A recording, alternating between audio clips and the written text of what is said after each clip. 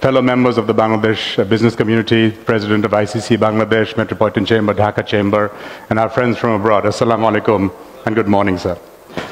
I am proud, privileged, and humbled to be able to present in front of you the local investor's perspective on Bangladesh.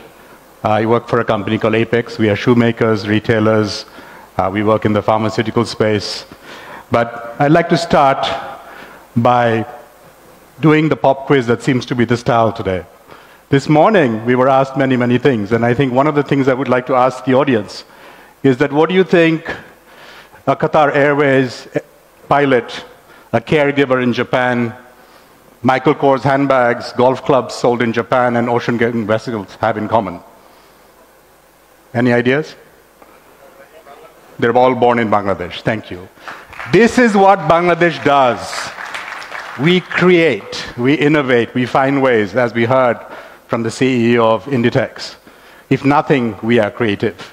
And the reason that we are here today, ladies and gentlemen, as the private sector of Bangladesh, proud to represent Bangladesh, is that number. It's not 165 million, it's not 170 million, it's not 175. It's the 114 million labor force of Bangladesh.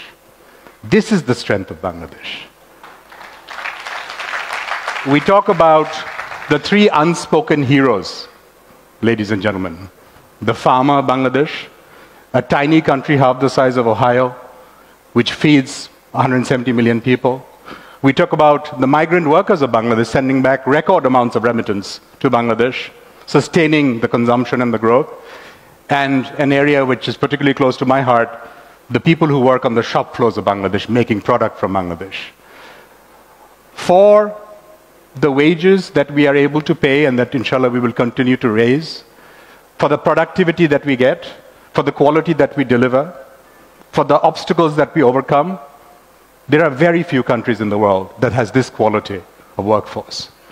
One of the things I never like to say, and I think we would like to consciously avoid, is the word cheap labor. I think it's demeaning to our labor. Our labor is not cheap.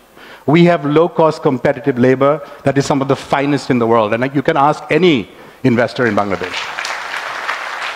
We have some of the most productive factories in manufacturing groups in Bangladesh. I'll name one, Coats. Coats is one of the largest thread manufacturing groups in the world.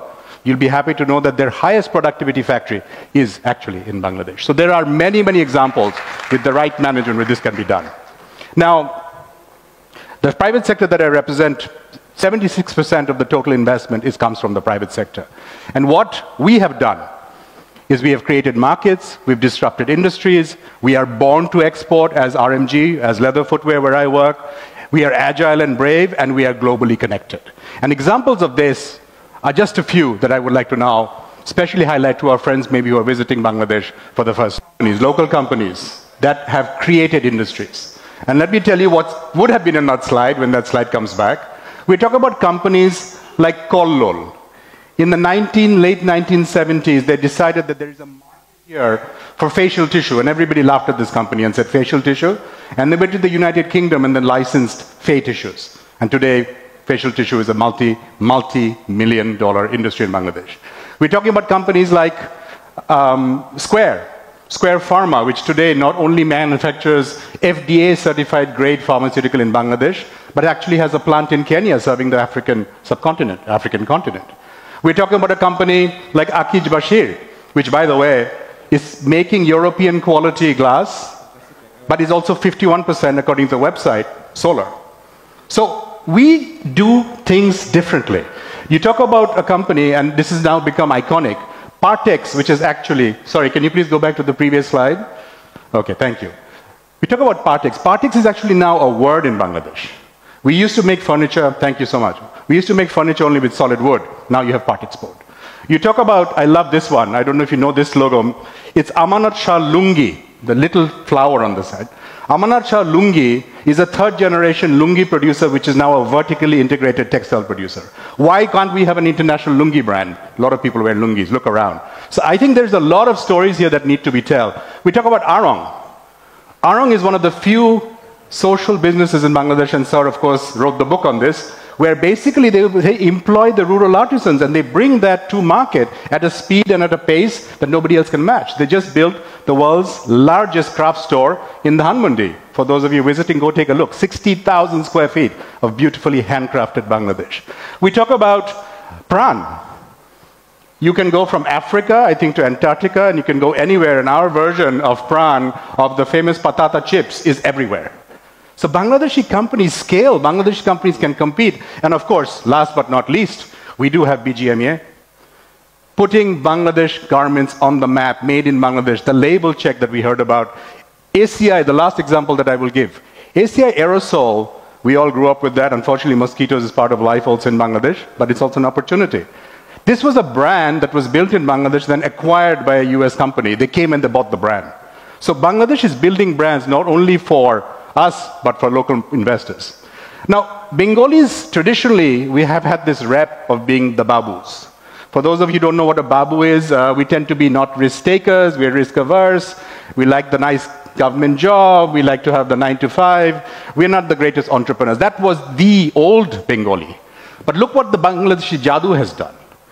We have gone in and we have found markets because we see opportunity to create, to disrupt, to find new ways to lead. We can scale. Bangladesh is one of the few markets where you can scale. You can test something and then you can roll it out to 20 million households.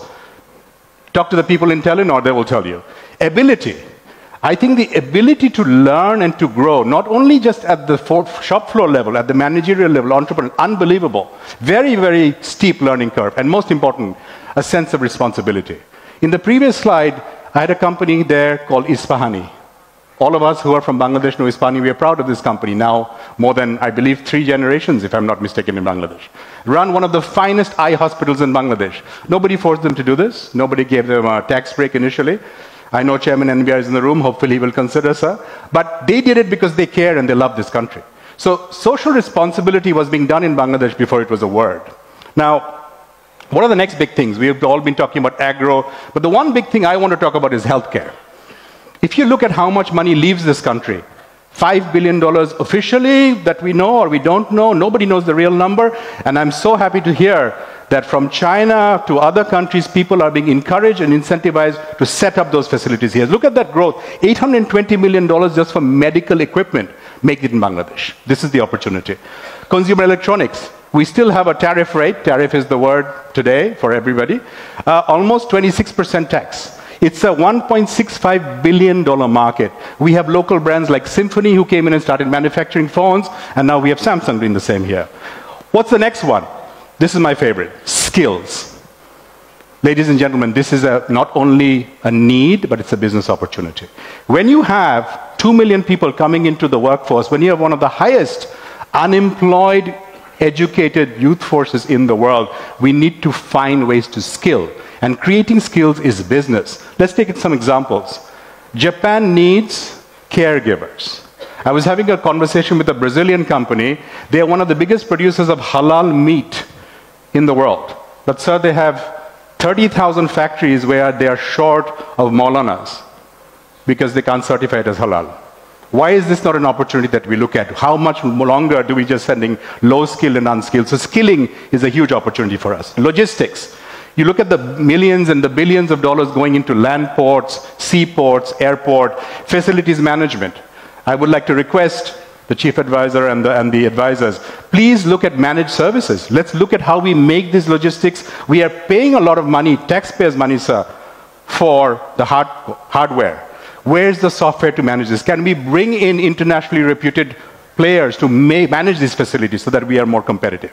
And of course, beyond apparel, we've heard this above, beyond and beyond. I think with the 10x growth in the last 20 years, global competencies that we've already acquired, and we have an export culture and DNA. In July and August, our exports did not stop. This country is resilient, this economy is resilient, we find ways out. A lot of countries would not be able to cope the kind of shocks that we've gone through. We are moving towards higher value added. Bangladesh is now making boots for the FBI that export at $85 made in Chittagong. We need to be proud of this kind of product. We are exporting sleeping bags. We are not just apparel or even shoes or even ceramic. There's a lot more happening. We know the story, 34 million, that MAC population that we all talk about, but most important is the growth rate. If you look at the 12.3% growth rate on a compounded basis, that's where we're going at. It's a young population, much younger than our competition. It's digitally ready. We can see that there's a lot of digital readiness penetration. There are obvious cost savings, but this is where I'd like to take a little bit of time. And this is where we talk about the transformation of the economy. Of course, there are challenges. There is always a risk-reward ratio, and there is a premium that you factor in your pricing. These are the areas that we have been asking to do work. We are now seeing the government focus on each and every one of them. Whether it's a global regulation and standardizing our standards, whether it's access to capital, we've been hearing about orange bond, for example, newer ways to finance, how to raise competitiveness, how to create a level playing field for everybody. And I know the Ministry of Commerce is working very hard with the National Board of Revenue to do this. And, of course, the stabilizing macro situation. We have gone through an extremely turbulent period in our economy, but we are seeing some green shoots, and we are seeing also specific actions. There's too much information on that slide, but online document submission before ships arrive, very low-hanging fruit. Should have been done long time ago, already done. Online payment. So in each and every one of these areas, whether it's, I want to thank the BIDA chairman for this. Trade licenses, why every year? Why do we need to let's have it for 3 years, let's have it for 5 years, already done. Long-term actions in terms of export diversification. Let's allow the bonded warehouse system beyond the RMG to other people. So, why Bangladesh and why now? First, resilience is second nature. We are resilient as a culture, we're resilient as a nation, we have to find ways through. That's what we do. Whether it's natural disasters, whether it's man-made, whatever it is, whether it's the erosion of advantage, whether it's tariffs right now, we will have to find a way through. And I feel confident that working together, as we saw from the morning presentation, if the private sector and the government work together as we are doing now, and we continue to build that, we will find a way through. Location. We've heard about that extended market, and it's not just, I would say, the immediate neighborhood. We're talking about the Big B opportunity. According to the World Bank, the potential for increased growth in South Asia alone is $11 billion. So it's not just the Bangladesh market, it's way beyond that right now. I completely agree with Lutfe and with Ashik. Manufacturing is the story and must be the story, ladies and gentlemen. We have a population that is ready, that is willing to work in factories, that is not yet, if I may use the word, over-entitled, and they have the skills and they can be scaled. This is the sweet spot for the next 20 years, simply because of our age profile. And it's manufacturing across, for export, for domestic, as well as for shared. The macro and economic stability, we are seeing some very, very encouraging signs. The improved volumes of payments, the stabilized exchange rates, we are seeing rebuilding foreign reserves, and very important, inflation starting to trend down. This affects us everywhere, whether it's the domestic consumption story or the export story. And last but not least, most important for all investors, domestic and, is governance. And this focus on governance and 4 specific areas that we would like to appreciate.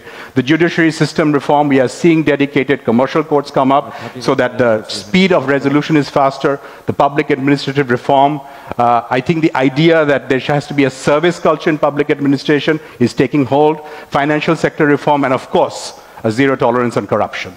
This is what foreign investors want to see. So, my concluding thoughts?